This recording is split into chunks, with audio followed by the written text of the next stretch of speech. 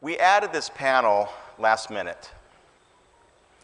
The reason we added the panel last minute is because there's a very important topic that we've got to cover before we leave here today. My mic is a little hot. We want to bring it down just a little bit.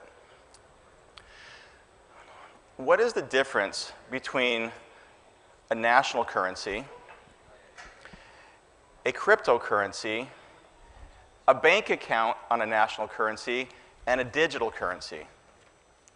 If anybody can answer that question, then we won't have the panel and you guys can go early. Nobody? All right, so we're going to have the panel. So let's drill down and talk about what is these differences and provide a framework. And then we're going to invite 3 experts to talk about these differences. And by the time you leave this room, you will understand the differences between a digital national currency, or sometimes called a fiat currency. A fiat currency is a national currency, and there's 160 fiat currencies in the world. In my wallet right now, I have soles. Soles is one of the 160 fiat currencies in the world. I have dollars. This is one of the 160 fiat currencies in the world, or national currencies. It's the same term. These are called bearer instruments. A bearer instrument is I bear it in my hands. I'm holding it in my hands. That's where the word comes from. And if I transfer the bearer instrument to somebody else, then they're holding it, and the transfer is between one person and the next.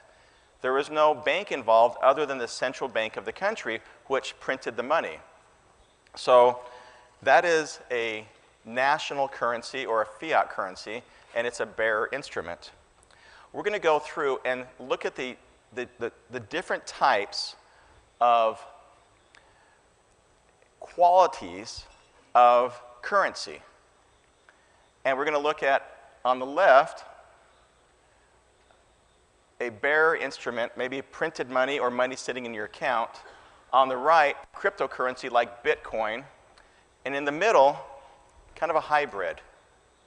A national currency that is possibly issued by a central bank of the country, or a national currency that's issued by a bank of the country. But it's a currency that has unique capabilities and characteristics to this, more than just cash that's represented in an account in your wallet.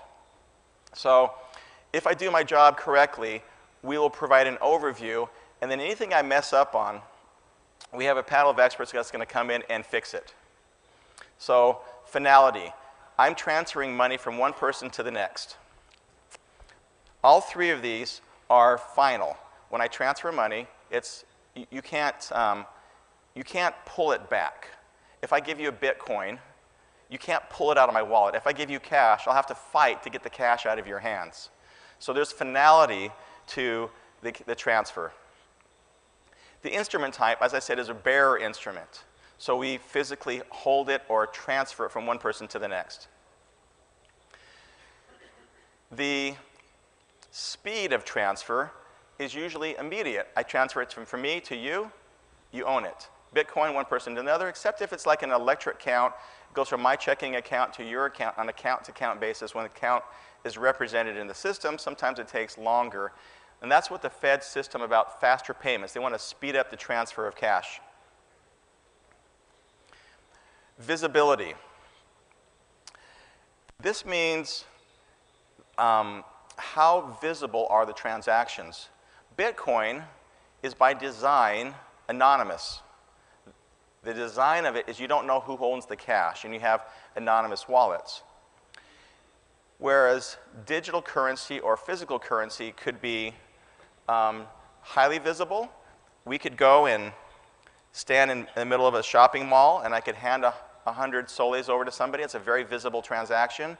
Or I could go behind and slip somebody 100 pesos or $100 to get into Alhstrom, Gaston, get a table.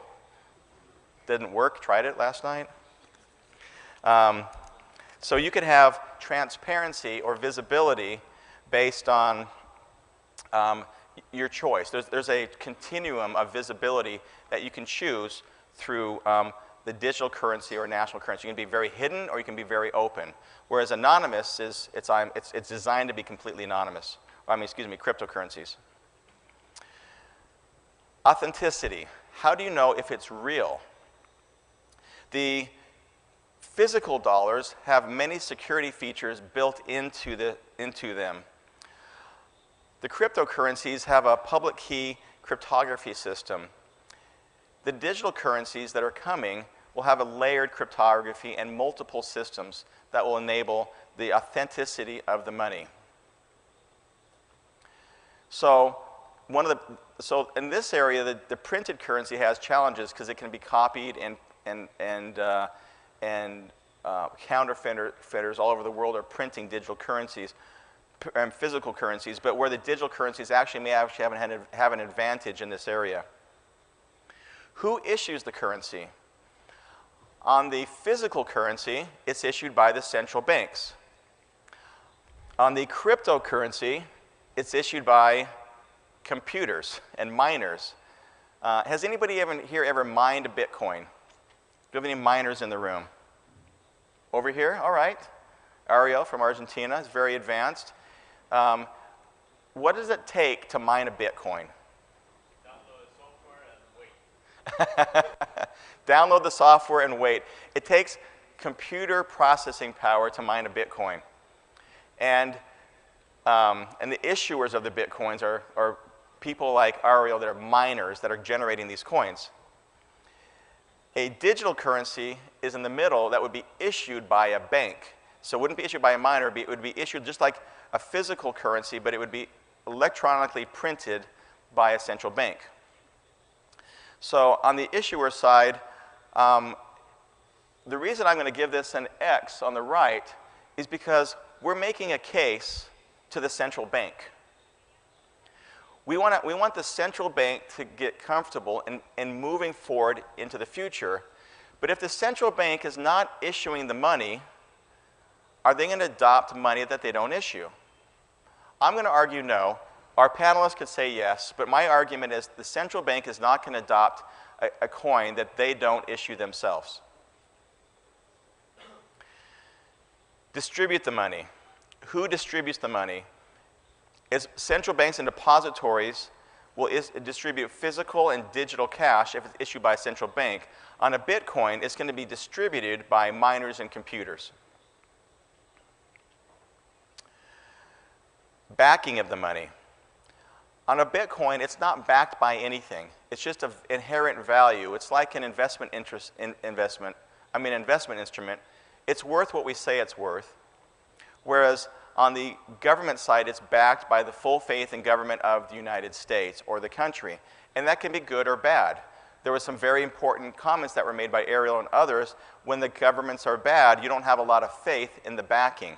But the reality is, are you going to get a central bank to give away their ability to back and manage the money supply? And as you're making this transition, there's going to be steps that are made to transition to digital currency.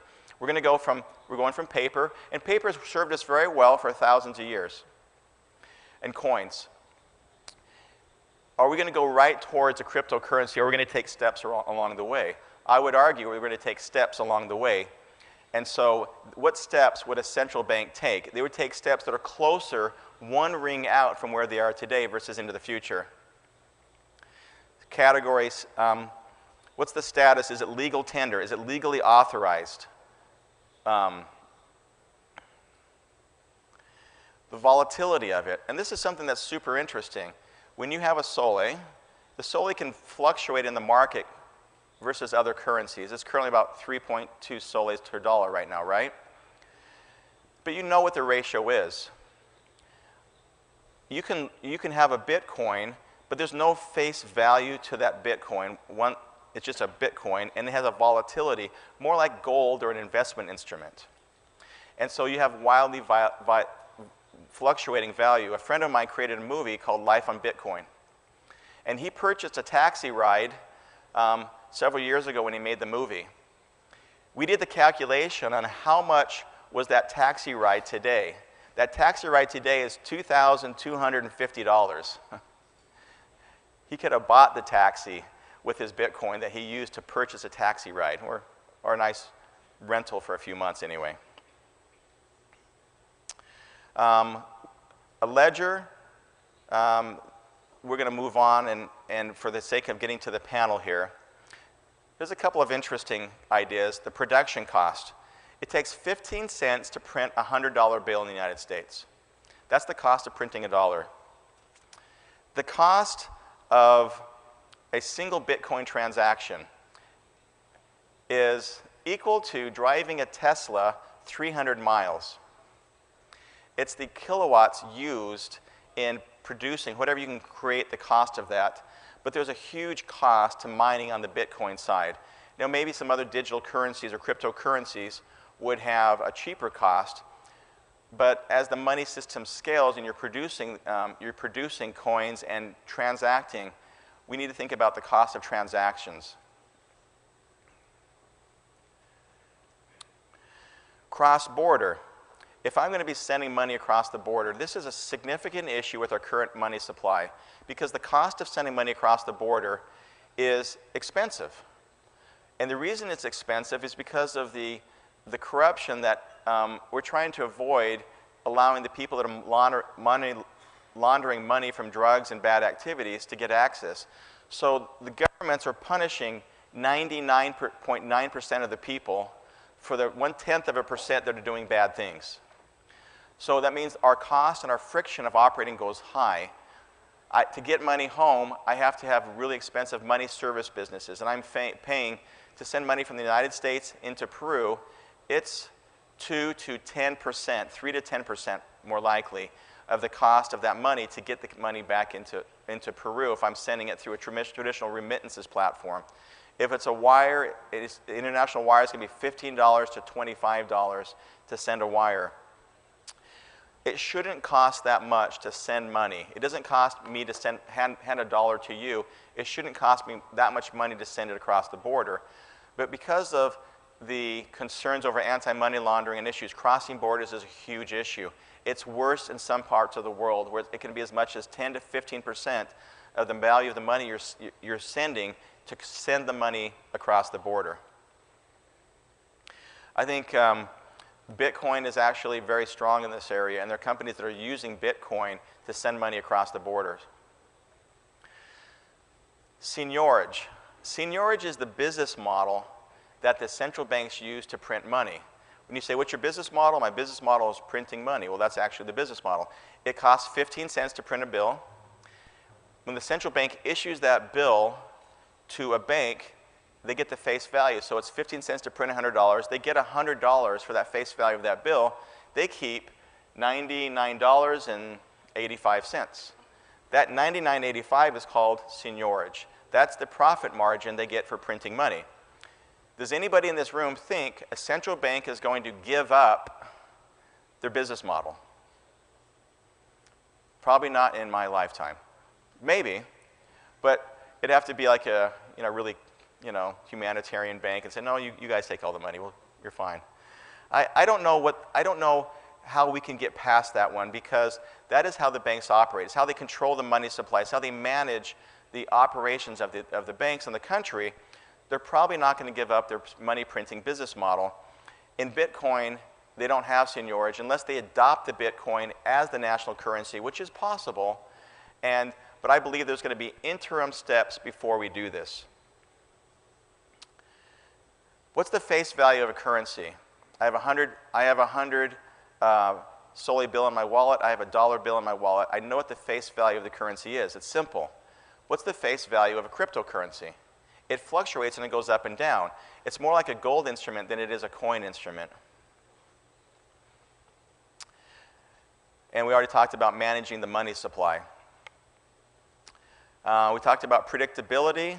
I don't know how predictable cash is, but we can anticipate, we can have trends where the money supply is going to go. You can manage the money supply. Banks like doing that. The reason cryptocurrencies were created because people don't want to trust the government. They want to have cash on their persons that is not tied to the banks. I totally get it. And I think it's important as an investment vehicle, but the thesis here is, will the banks adopt it? All right, so in summary, we want to make a case for taking the next step and moving from our challenges with our physical currency today to the opportunities for digital currency. On the plus side, when we have a digital currency that everybody can use, you can have everybody in the country could be essentially banked. They could have access to this product. And it doesn't mean there can't be other financial products, and it doesn't preclude cryptocurrencies. But my argument I was going to make is that we need to take this step. We need to move forward and take the natural step in the evolution of money. And I want to invite up our panelists who've been very patient, and they can't wait to come beat me up on my hypothesis here. So let's invite our distinguished panelists coming up. We have Carlos Torre from Interbank.